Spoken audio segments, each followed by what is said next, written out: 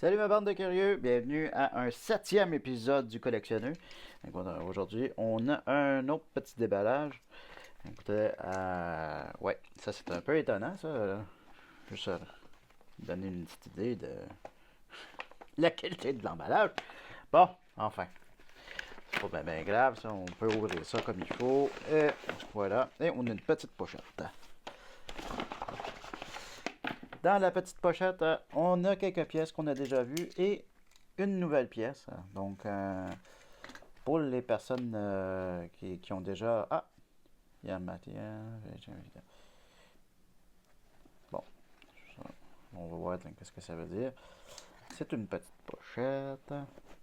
Et normalement, on a 3 pièces dans ça. Ah ben, c'est le retour des petits emballages papier. Ah, mais heureusement, celui-là, il est plus facile à ouvrir. Comme ça, on a moins la chance de scraper ou de faire des petites indentations dans les pièces. Ça, c'est ceux qui s'en souviennent il y a quelques épisodes. J'ai fait une petite erreur. J'ai coupé dans une pièce quand je suis en train de l'ouvrir. Donc, voilà. Voilà ce qu'on a aujourd'hui. Entre autres, on a des 500 lire italiens. Donc, ça, c'est le dernier kiff que j'ai en ce moment. C'est les 500 livres. Ils sont magnifiques. En fait, parce que là, bon, c'est la deuxième fois que j'en ai sur la chaîne. Mais j'avais oublié de présenter en fait la pièce comme il faut. Et on me l'a fait remarquer dans les commentaires.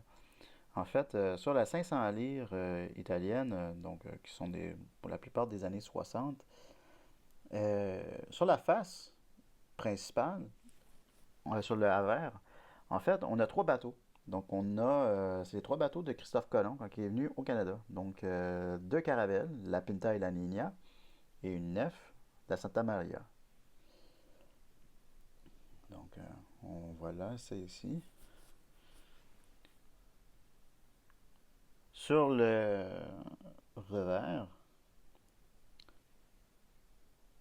en fait, bon, j'avais dit que c'était comme un peu comme de la dentelle autour. En fait, c'est plus que ça. C'est les armoiries des régions italiennes. Fait que si on regarde de proche, ben, on se rend compte qu'effectivement, c'est des armoiries des différentes régions en Italie. Et le portrait principal, ben, qui est de style de Renaissance, est inspiré de la femme du graveur, en fait, de Savonito Letizia, qui est magnifique. On voit même sur le dos, elle a un peu de broderie encore.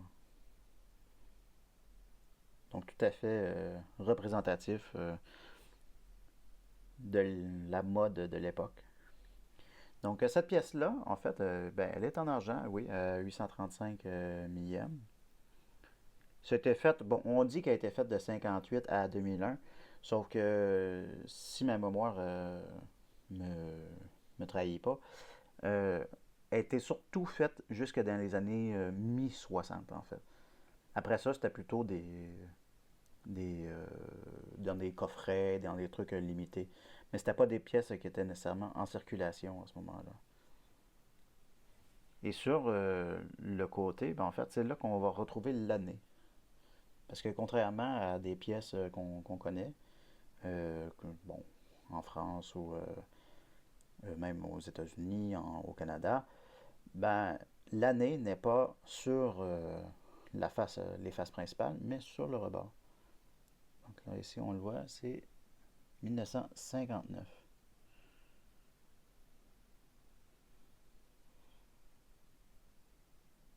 Et Italiana. C'est quoi? Repubblica Italiana. Voilà. Donc pour la 500 livres. Donc on en a 2. Normalement, ces pièces-là, oui, effectivement, sont à 835 millièmes en argent. Et elles pèsent 11 grammes. Donc on va faire ça rapidement. Effectivement, 11,04 et 11 grammes. Une nouveauté qu'on a ici, En fait, c'est une pièce allemande, donc qui vient, c'est une Reichsmark. Donc pour les armes sensibles, je suis navré, effectivement, on a le swastika, qui est la croix gammée qui est là. Mais bon, ça fait partie de l'histoire du monde, hein. Fait que, puis moi, je fais partie de quand même de ceux qui dit ben vaut mieux apprendre de l'histoire et plutôt que de la défaire, quoi. Et que d'en s'en débarrasser. Faut apprendre des erreurs de l'humanité, puis vaut mieux ça que juste oublier, quoi. Donc cette pièce-ci, ben, elle est aussi en argent. Donc à 625 millièmes. Elle pèse normalement 8 grammes. Donc on va voir, ça fait 7,96. Donc on est bien. Mais ça reste que c'est assez iconique comme iconographie. Ça, c'est une pièce qui était faite de 1936 jusqu'à 1939, donc juste avant la Deuxième Guerre mondiale. Voilà, donc la nouvelle pièce que je voulais vous présenter. Yeah, boy. Dans mon malaise de vous présenter cette pièce avec un gros historique, ben, j'ai oublié de vous donner quelques détails supplémentaires sur la pièce. Alors, on va y aller comme ça. En fait, ben, cette pièce est clairement une de propagande d'un côté, mais aussi une de commémoration sur l'autre, à l'effigie de Paul von Hindenburg, ancien président de l'Allemagne, dans une Allemagne pré-Seconde Guerre mondiale. C'est d'ailleurs lui qui nomma Adolf Hitler à la fonction de chancelier. Hitler profitera alors d'un transfert de fonction de chef de l'État à la suite de la mort de Hindenburg. C'est alors qu'il deviendra Führer du Troisième Reich. La pièce a été gravée par deux artistes allemands. Franz Paul Krischka pour l'avers, donc pour ce côté-ci, avec l'aigle tenant une croix gammée dans une couronne, et Alfred Focke, le revers, à l'effigie de Hindenburg. Son diamètre est de 25 mm et son épaisseur est de 2,15 mm. Sur la tranche, qui est d'ailleurs lisse, on a l'inscription en allemand Gemeinnützigkeit vor Eigennutz, ce qui se traduit en l'intérêt collectif prime sur l'intérêt particulier. Bon, la plupart de ces pièces ont été faites à Berlin et portent conséquemment l'inscription A, donc pour la ville où c'est que ça a été tiré. Celle que j'ai dans les mains porte l'inscription F pour la ville de Stuttgart, ce qui en fait une pièce un peu plus rare, mais quand même tirée à 5 millions d'exemplaires, ce qui se révèle être plus rare que quand on compare ça aux 23 millions qui ont été tirés à Berlin. La ville qui en a tiré le moins cette année-là, c'est à Karlsruhe. Elle porte la lettre G, où ils en ont fait un peu moins de 2 millions. En général, ce sont des monnaies courantes, donc pas excessivement rares.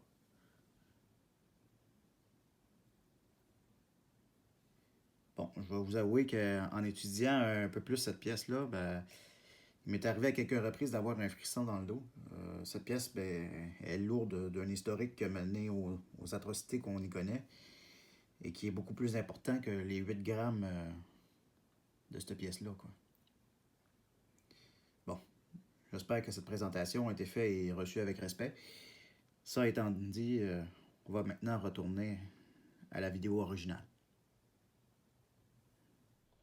Et en fait, il y a une affaire aussi qui est importante quand on commence à vouloir s'intéresser aux pièces, ben, c'est d'avoir de la connaissance.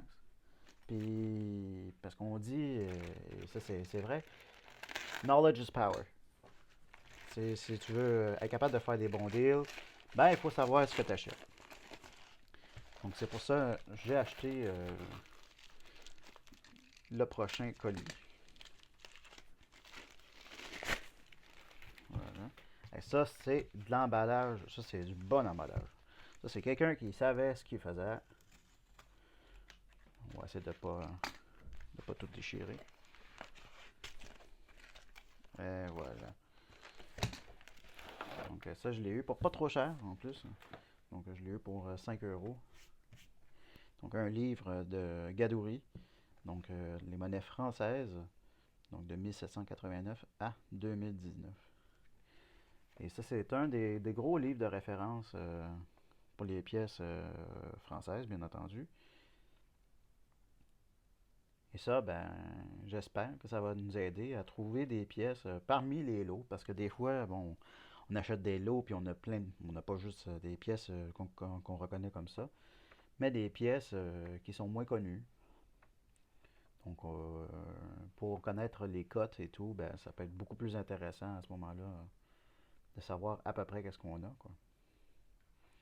Bien entendu, bon, on a des pièces que finalement on connaît, les différents Hercules, 1972, on l'a ici.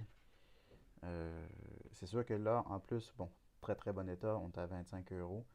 Bon, c'est à peu près spot sur comment que l'argent allait aujourd'hui, donc le 9 novembre 2024. Donc, c'est sûr que quand on a des pièces comme ça qui sont en argent, puis que des fois, ce qui se passe, c'est que finalement, la valeur du métal devient plus haute que la valeur numismatique de la pièce. Donc, il faut vérifier quand même un peu quand même dans ce sens-là. Parce que là, on voit ici une différence près de bon état à 1 euro. Ça veut dire que la différence, elle vaut quand même plus que ça, quoi. Ah, pardon, c'est la différence Hercule, parce que ça, c'est la différence Guiro, c'est celle-là. Celle-là. Fait qu'effectivement, c'est pas des pièces qui valent nécessairement énormément d'argent.